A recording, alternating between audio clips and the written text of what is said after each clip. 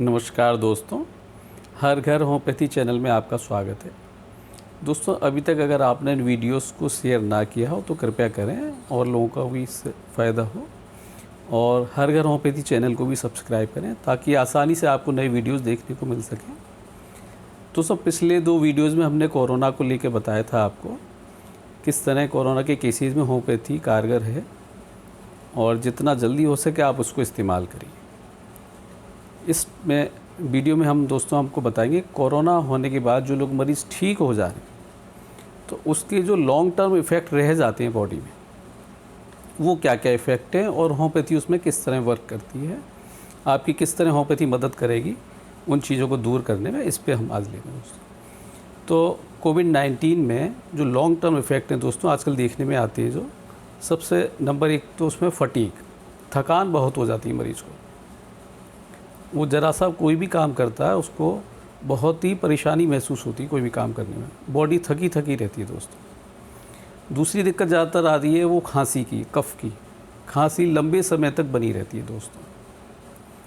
और तीसरी दिक्कत है शॉर्टनेस ऑफ ब्रेथ, सांस भी थोड़ा थोड़ा वो जल्दी लेते हैं, सांस लेने में थोड़ी कठिनाई बनी रहती है, ऐसा भी देखने में आता है, खासकर उन मरीज़ों में जो इनको हॉस्पिटलाइज होना पड़ा था।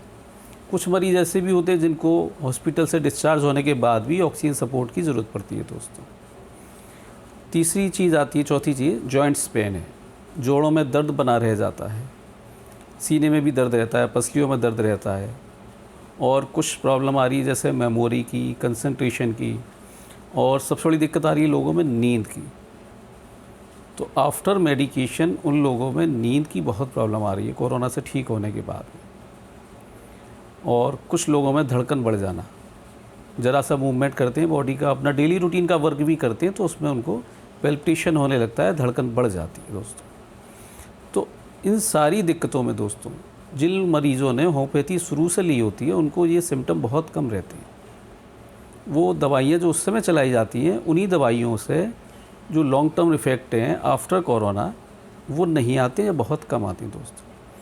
लेकिन जो मरीज़ जिन्होंने पहले होम्योपैथिक दवा नहीं खाई है और अब अगर उनको इस तरह की चीज़ें बाकी रह गई हैं कोरोना से ठीक होने के बाद, तो वो अब भी होम्योपैथिक दवाई इन चीज़ों के लिए ले सकते हैं दोस्तों। इसमें कुछ होम्योपैथिक दवाइयाँ हैं जो मरीज़ों के लक्षणों के आधार पर दी जाती हैं, बहुत अच्छा काम करती है दोस्तों। जैसे कि हमने बताया फटीग या प्रोस्ट्रेशन बहुत है, थकान बहुत है मरीज़ को, उसमें दोस्तों जेलसेमियम, नेट्रम सैलिसिलिकम, नेट्रम आर्सेनिकम और चाइना, ये दवाई बहुत अच्छा काम करती है दोस्तों। इसके साथ साथ कमज़ोरी, वीकनेस आपको ज़्यादा महसूस हो रही है तो अल्फ़ा मदर टिंचर आप ले सकते हैं, या अल्फ़ा टॉनिक भी ले सकते हैं कोई ब्रांडेड, उससे आपकी स्ट्रेंथ दोबारा से आपको गेन हो जाएगी। जॉइंट्स पेन आपको बना हुआ है, उसमें ब्रायनिया और चाइना दोनों दवाई अच्छा काम करती है। कैप्सिकम भी दे सकते हैं, अगर बॉडी एक है तो कैप्सिकम दे सकती है उसके अंदर। दूसरी दिक्कत जो मेमोरी की और नींद ना आने की दिक्कत हो रही है लोगों को अक्सर, तो उसमें लोगों को पैसिफ्लोरा मदर टिंचर, काली फॉस्फोरिकम, ये दवाई चलाई जा सकती है दोस्तों। और जिन लोगों को पैल्पिटेशन हो रहा है, ज़रा सा मूवमेंट करते हैं, पसीना आ जाता है एकदम से, खुली हवा चाहिए, धड़कन बढ़ जाती है एकदम से, उन लोगों को अर्जेंटम नाइट्रिकम और साथ में चाइना, ये दवाई चलाइए उनको, बहुत आराम आएगा दोस्तों।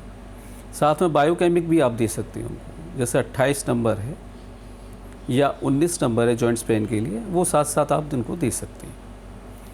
और आजकल जो मेन जो ज़्यादा दिक्कत आ रही है अभी जैसे कुछ केसों में पाया गया दोस्तों, जिन लोगों को कोरोना हुआ तो उस दौरान उनकी शुगर, जो ब्लड शुगर है वो भी बढ़ जा रही है दोस्तों। उन लोगों को पहले डायबिटीज़ नहीं थी, लेकिन कुछ मरीज़ों में ऐसा पाया गया कि कोरोना होने के बाद उन लोगों की शुगर बढ़ी हुई आ रही है, तो उसमें उनको डायबिटीज़ होने का डर है आगे।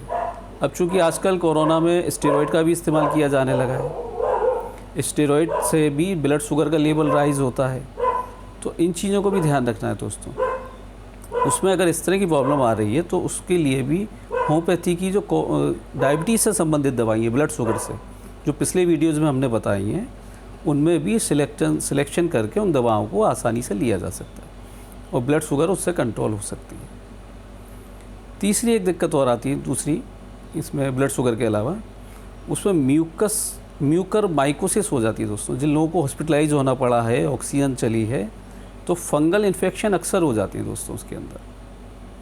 तो उन फंगल इन्फेक्शन से बचने के लिए भी होम्योपैथी में कुछ दवाइयाँ हैं जिनको इस्तेमाल किया जा सकता है दोस्तों, जो आपकी बॉडी की रेजिस्टेंस को बढ़ा के रखेंगी और फंगल इन्फेक्शन नहीं होगा। उनमें जैसे मर्क सॉल, ये दवा आप ले सकते हैं, बहुत अच्छा है, या एगेरिकस ये ले सकते हैं, और R82 नंबर एक आता है, उसको भी यूज़ किया जा सकता है म्यूकर माइकोसिस के लिए, बहुत अच्छी दवा उसमें।